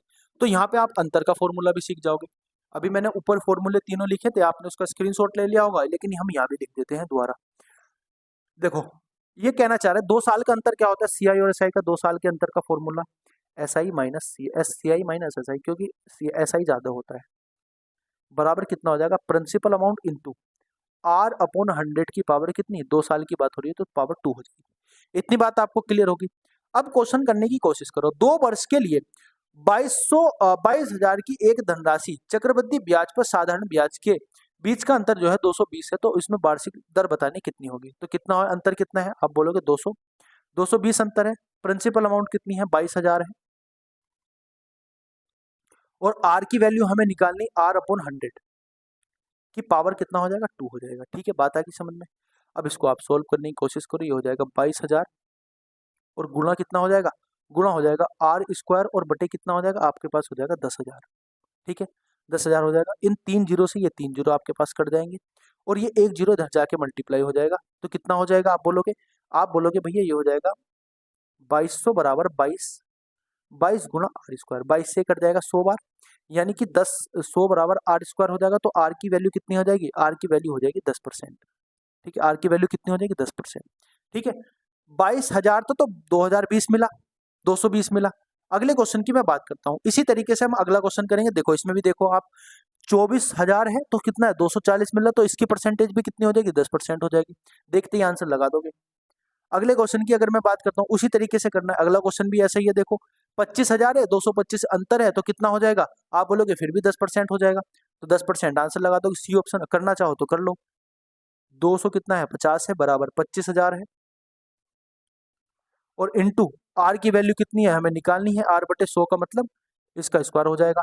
ये कितना हो जाएगा आपके पास, 2500 मल्टीप्लाई आर, आर स्क्वायर बटे कितना हो जाएगा, 10,000, और बराबर कितना हो जाएगा, 225। अब इस 3 जीरो से ये 3 जीरो कट जाएंगे दोस्तों। अब 25 से ये 25 कट जाएगा 10 बार, और नीचे 10 है, तो आर की वैल्यू कितनी हो जाएगी, आर स्क्वायर बराबर हो जाएगा 100। तो आर की वैल्यू कितनी हो जाएगी, आर की वैल्यू हो जाएगी 10%। आगे बात समझ में कि नहीं आगे, आर की वैल्यू 10% हो जाएगी। आगे की मैं बात करता हूँ, क्वेश्चन नंबर हमारे पास है कौन सा, क्वेश्चन नंबर हमारे पास है 16। शिवा ने एक निश्चित दिन 2,000 साधारण ब्याज और चक्रवृद्धि ब्याज पर निवेश किए। यदि यदि ब्याज पर 6% है, तो 3 वर्ष की अवधि के लिए साधारण ब्याज चक्रवृद्धि ब्याज का अंतर बताना कितना होगा। आसान प्रश्न है, ये भी आसान आपका प्रश्न है। इसमें सीआई और एसआई का अंतर बताना हमें। तो सीआई और एसआई का अंतर, सीआई माइनस एसआई हमें बताना है 3 साल के लिए। तो फॉर्मूला क्या होता है आपके पास फॉर्मूला क्या होता है, आपके पास फॉर्मूला है दोस्तों 2000 प्रिंसिपल अमाउंट इंटू आर कितना है, 6 बटे 10 हो जाएगा, 6 बटे 100, 6 बटे 100 का स्क्वायर हो जाएगा, और इंटू हो जाएगा दोस्तों आपके पास 3 प्लस 6 बटे 100। इतनी बात आ रही है समझ में कि नहीं आ रही। आप इसको सोल्व करोगे, ये हो जाएगा आपके पास 2000। आप इसको सोल्व करोगे, ये हो जाएगा आपके पास 36 बटे 10,000, और मल्टीप्लाई हो जाएगा आपके पास कितना, 306 बटे 100। ठीक है, आगे इतनी बात समझ में कि नहीं आगे, बोलो इतनी बात आ गई समझ में। इन 3 जीरो से ये 3 जीरो कट जाएंगे। ठीक है, अब इनकी मल्टीप्लाई आप करो, 36 दूनी 72 होते हैं, और 72 गुणा कितने हो जाएंगे, 306। ठीक है, अब इसकी अब बटे हो जाएगा आपके पास 1000। आप इसकी मल्टीप्लाई करो, जब 72 की आप मल्टीप्लाई करोगे 300 कितने 306 में जब आप 72 की मल्टीप्लाई करोगे तो आंसर आएगा आपके पास कितना, ये आएगा आपके पास 22,032 और बटे हो जाएगा 1000, तो वैल्यू कितनी आ जाएगी, वैल्यू आ जाएगी 22 लगभग 22 रुपए लगभग वैल्यू आ जाएगी आपके पास, 22 रुपए आंसर आ जाएगा। ठीक है, आगे बात समझ में कि नहीं आएगी। क्वेश्चन नंबर 17 की मैं बात करता हूँ। क्वेश्चन नंबर 17 हमारा क्या कहना चाह रहा है, दो व्यक्ति ए और बी क्रम से, ठीक है, 3,2 के अनुपात से 3:2 के अनुपात से दो अलग अलग योजनाओं में अपने धन का निवेश करते हैं। ए और बी अपने धन को 3 वर्ष के लिए ब्याज पर 10% प्रति वर्ष के हिसाब से क्रम से साधारण ब्याज चक्रवृद्धि ब्याज पर निवेश करते हैं। यदि निवेश किया गया कुल धन 10,000 है तो योजनाओं में प्राप्त राशि जो इनका ब्याज होगा उसका अंतर बताना क्या होगा। आसान प्रश्न है, बहुत आसान क्वेश्चन है, आपको समझना है बस ध्यान से। अगर आप समझोगे तो आपको आसान लगेगा। आप बताओगे कि भैया 10,000 रुपए की राशि है और ये 10,000 रुपए की राशि कितने 3:2 यानी कि 3:2 5 अनुपात में बढ़ रही है, मल्टीप्लाई 3 निकाल देंगे 6,000 हो जाएगा, एक का 6,000 समझ रहे हो, और ये हो जाएगा 4,000। यानी कि 6,000 पे तो हम साधारण ब्याज पे निवेश कर रहे हैं, साधारण ब्याज पे एसआई पर, और 4,000 को निवेश कर रहे हैं सीआई पर। इसमें दिया गया है ना साधारण ब्याज और चक्रवृद्धि ब्याज, ये हो जाएगा ए हमारे पास और ये हो जाएगा हमारे पास बी। ठीक है, अब निकाल दो आप, 10% ब्याज दर है, 3 साल की बात हो रही है, तो ए का अगर मैं निकालना चाहूँ ब्याज ही निकाल दो डायरेक्ट, प्रिंसिपल अमाउंट ये हो जाएगी। ठीक है, ए का ब्याज निकालना ना, ए का क्या निकालना, ब्याज निकालना, SI for a 6,000 multiply 10% multiply 3 वर्ष बटे 100, 2 से 2 कट जाएगा, ये हो जाएगा आपके पास 2,1800। दोस्तों बारिश बहुत तेज हो रही है हमारे यहाँ, आप बताओगे आपके यहाँ किसके यहाँ बारिश हो रही है। और सीआई की अगर मैं बात करता हूँ बी के लिए तो कितना है, देखो सीआई की मैं बात करता हूँ तो सीआई का 3 साल का कितने प्रतिशत हो जाएगा, डायरेक्ट निकालेंगे ना हम इसका तो हम डायरेक्ट निकाल लेंगे। सीआई का 3 वर्ष के लिए 10% कितना हो जाएगा, आप बोलोगे भैया 33.1%। अब क्योंकि हमारे पास ये जो 4,000 वैल्यू है 100% की है, मल्टीप्लाई ये निकाल दो आप, तो 1 हो जाएगा, 3 हो जाएगा, 3 हो जाएगा, इसकी मल्टीप्लाई 4 से कर दो। जब मल्टीप्लाई करोगे 4 कम 4, 4 तिया 12 का 2, 4 तिया 12 और 1 13 हो जाएगा, यानी कि 1324 हो जाएगा। इसका आपको अंतर निकालना, बस इनका अंतर आप बता दो कितना हो जाएगा। आप बोलोगे 4 बचेगा, नहीं 6 बचेगा, सॉरी 6 बचेगा, और ये 7 बचेगा, और कितना बचेगा आपके पास, ये आपके पास बचेगा दोस्तों, बोलो कितना बचेगा, 7 4 बचेगा, यानी कि 476 आपका इसका सही उत्तर हो जाएगा। 476 आपका इसका उत्तर हो जाएगा, यानी ए ऑप्शन आपका इसका सही उत्तर हो जाएगा। आपको बात बिल्कुल समझ में आ गई, इसमें जो जिस जिस तरीके से हमें रेशियो में बांटने की बोली थी हमने उस तरीके से बांट दिया है और हमारा आंसर आ गया। ठीक है दोस्तों, अब बात करते हैं हम अगले प्रश्न की, अगले क्वेश्चन की हम बात करते हैं। अगला क्वेश्चन हमें क्या कहना चाह रहा है, क्वेश्चन नंबर 18 हमें क्या कहना चाह रहा है, हम 18 क्वेश्चन की बात करते हैं। देखो टाइप हमारे पास आ गया, टाइप हमारे पास आ गया 5 नंबर टाइप आ गया हमारे पास, question based on CI on एडहसेंट। देखो यदि एक निश्चित राशि 2 वर्ष के लिए 3% ब्याज दर से 409 रुपए हो जाती है चक्रवृद्धि ब्याज के रूप में, तो उसी समय अवधि के लिए उसी राशि का साधारण ब्याज कितना हो जाएगा। आसान प्रश्न, आप मुझे बताओ 3% की अगर मैं वैल्यू निकालना चाहूँ, देखो 3% का अगर मैं 2 साल के लिए चक्रवृद्धि ब्याज निकालना चाहूँ तो इसमें सक्सेसिव लगा दूंगा, 3 + 3 हो जाएगा और प्लस हो जाएगा आपके पास 0.9, तो इस कितना हो जाएगा 0.09, सॉरी 0.09 हो जाएगा ना, तो कितना हो जाएगा 6.09 हो जाएगा, 6.09% आ जाएगी। अब आप मुझे बताओ 3% के लिए, ये तो सीआई हो गया, 3% के लिए 2 साल का जो एसआई हो जाएगा वो कितना हो जाएगा, आप बोलोगे 6% हो जाएगा। तो हमें दिया हुआ क्या है, आप बोलोगे 406 दिया हुआ है दोस्तों, 406 दिया है, 6.09%, और हमें 6% की वैल्यू निकालनी, क्योंकि ये क्या है हमारे पास सीआई है और ये हमारे पास एसआई है। हमें सीआई दिया हुआ था और हमें एसआई पूछा गया है। ठीक है, डिवाइड कर लो, इन 2 जीरो से ये 2 जीरो हो जाएंगे। ठीक है, आ गई इतनी बात समझ में कि नहीं आ गई, इसको मैं साफ कर दूं, कोई दिक्कत वाली बात नहीं है। ये हो जाएगा आपके पास 600, आप इसको डिवाइड करो 6 से, 3 से आप डिवाइड करो, 3 दूनी कितना हो जाएगा 6 और 3 हो जाएगा 9। अब ये बचेगा आपके पास कितना, 3 से डिवाइड करोगे तो कितना आ जाएगा 200 बचेगा, और ये पूरा 2 बार कट जाएगा, तो 2 बार कट जाएगा तो कितना आ जाएगा, आप बोलोगे 400। 400 आ जाएगा हमारे पास साधारण ब्याज, यानी कि ए ऑप्शन आपका सही उत्तर हो जाएगा। आगे बात समझ में इतनी। आगे की मैं बात करता हूँ क्वेश्चन नंबर 19 की। एक निश्चित धनराशि पर 2 वर्ष के लिए 5% दर से साधारण ब्याज 1600, 3 वर्ष के बाद समान दर पर चक्रवृद्धि ब्याज कितना होगा ये बताना। देखो, आप बोलोगे कि भैया 2 साल का हमें दिया हुआ है, 2 साल का, 2 साल के लिए 5% ब्याज दर पे एसआई जो हमें दिया हुआ है वो कितना दिया हुआ है, 1600 दिया हुआ है। यानी मैं कह सकता हूँ 5 दूनी 10% की जो वैल्यू है मेरे पास वो कितनी है, हम बोलेंगे कि भैया ये है हमारे पास। अब इसमें मुझे निकालना क्या है, आप बोलोगे इसमें निकालना क्या है, आप इसको ऐसे ही रहने दो, आप बात करो अब इसकी। 3 साल की बात हो रही है 5% ब्याज दर से, तो 3 साल का 5% सक्सेसिव लगा दो। पहले लगाओ आप 5 से, पहले कितना लगाओ, 2 तरीके से कर सकते हैं यहाँ से, या तो रेशियो से कर सकते हो या आप वैसे कर सकते हो। रेशियो से करके बताऊं, चलो रेशियो से करके बताता हूँ, सक्सेसिव तो नहीं, रेशियो से करके बताता हूँ। 5% की फ्रैक्शन वैल्यू कितनी हो जाएगी, आप बोलोगे 1/20 हो जाएगी। आगे बात समझ में। तो आप बताओ मुझे एसआई कितना हो जाएगा, पहले साल के लिए 20 से 21 हो जाएगा, ठीक है। दूसरे साल के लिए 20 से 21 हो जाएगा, ठीक है। तीसरे साल के लिए भी 20 से कितना हो जाएगा, 21 हो जाएगा। अब ये हो जाएगा मेरे पास कितना, 8000, और ये मेरे पास कितना हो जाएगा, ये हो जाएगा मेरे दोस्त कितना, ये हो जाएगा हमारे पास ये हो जाएगा इतना 9261 होता है ना हमारे पास 21 का क्यूब जो होता है। अब इसमें पूछा क्या गया है, इसमें चक्रवृद्धि ब्याज पूछा गया है, तो यहाँ से ब्याज कितना निकल के आ जाएगा, ब्याज निकल के आ जाएगा दोस्तों, ब्याज कितना निकल के आ जाएगा, ब्याज यहाँ से निकल के आ जाएगा हमारे पास कितना, 1261 निकल के आ जाएगा। इतनी बात आपको बिल्कुल क्लियर होगी। आप मुझे बताओ 10% की वैल्यू इतनी है, तो 100% यानी कि प्रिंसिपल अमाउंट की वैल्यू कितनी हो जाएगी, प्रिंसिपल अमाउंट 100% होता है ना, 10% की वैल्यू 1600 दे रखी है, तो प्रिंसिपल अमाउंट 100% की वैल्यू कितनी हो जाएगी, आप बोलोगे 16000 हो जाएगी। हमारे हिसाब से यहाँ 8000 है प्रिंसिपल अमाउंट, यानी कि 16000 की जो वैल्यू है वो 8000 के बराबर है। तो हमें वैल्यू निकालनी है 1261 की, इससे काट देंगे, 2 बार कटेगा, 2 से मल्टीप्लाई कर देंगे, 2 एकम 2 और 2 छंग 12 का 2 हो जाएगा, 2 दूनी 4 और 1 5 हो जाएगा, 2 एकम 2, यानी कि 2522 आपके पास सही उत्तर आ जाएगा, डी ऑप्शन। इतनी बात आपको क्लियर होगी कि नहीं होगी, बोलो। इतनी बात आपको एकदम क्लियर हो गई ही कि नहीं हो गई, आप बोलोगे बिल्कुल क्लियर होगी भैया इतनी बात। आगे की मैं बात करता हूं दोस्तों, क्वेश्चन नंबर हमारे पास 20 है। क्वेश्चन नंबर 20 की हम बात करते हैं। एक निश्चित मूलधन पर 8% वार्षिक दर से 3 वर्ष में अर्जित जो साधारण ब्याज है वो 1200 रुपए है, ठीक है। 2 वर्ष में 10% वार्षिक रूप से मूलधन की दोगुनी राशि पर अर्जित चक्रवृद्धि ब्याज कितना होगा।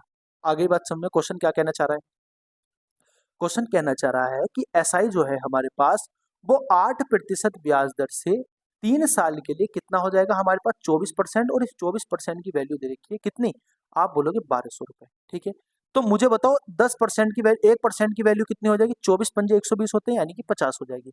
यानी जो है से हमारे पास क्या आ जाएगा, प्रिंसिपल अमाउंट आ जाएगा, वो कितना आ जाएगा, आप बोलोगे भैया 5000 आ जाएगा। ये 5000 हमारे पास प्रिंसिपल अमाउंट आ गया। अब उसने बोला है कि मूलधन का दोगुना, मूलधन का दोगुना मुझे करना है, मूलधन का दोगुना करना है, दोगुना करना है तो 10,000 आ जाएगा। मूलधन का दोगुना, नए पेन से लिख देता हूँ ताकि आप कंफ्यूज ना हो, दोगुना हो जाएगा मूलधन का, और 2%, सॉरी 2 साल के लिए 10% का चक्रवृद्धि ब्याज कितना होगा, आप बोलोगे 21% हो जाएगा डायरेक्ट देखते ही। तो आप इसका 21% निकाल दो 10,000 का, भाई 10,000 का आप 21% निकाल दो तो कितना हो जाएगा, आप बोलोगे 2100, बस आंसर आ गया, 2100 आंसर आ गया, 2100 इसका सही उत्तर हो जाएगा, यानी कि सी ऑप्शन इसका सही उत्तर हो जाएगा। इतनी बात आपको समझ में आ गई कि नहीं आ गई। देखो टाइप नंबर हमारे पास आ जाएगा 6। तो एक काम करते हैं, यहाँ तक के ही रखते हैं, अपने 20 क्वेश्चन हमारे हो गए हैं, बाकी के 22 क्वेश्चन हम अपनी कल की कक्षा में कर लेंगे, क्योंकि क्लास ज़्यादा बड़ी हो जाएगी, फिर आप लोगों को बोरियत आ जाती है कि भैया क्लास ज़्यादा बड़ी होगी, ठीक है। तो हम आज की क्लास को इतना ही रखते हैं, और हमारे 20 क्वेश्चन हमने कंप्लीट कर लिए हैं। और दोस्तों आप लोग टेलीग्राम पे अगर जुड़ना चाहोगे तो @मैथ्स 247 करके हमारा टेलीग्राम चैनल है, यहाँ से आप जुड़ सकते हो। आपको सारी जो मॉक टेस्ट की पीडीएफ होती है, एनोटेशन पीडीएफ होती है, वो जो आपकी मैं ये एनोटेशन पीडीएफ कराता हूँ टॉपिक वाइज, ये सारी पीडीएफ आपको वहाँ पे मिल जाएगी।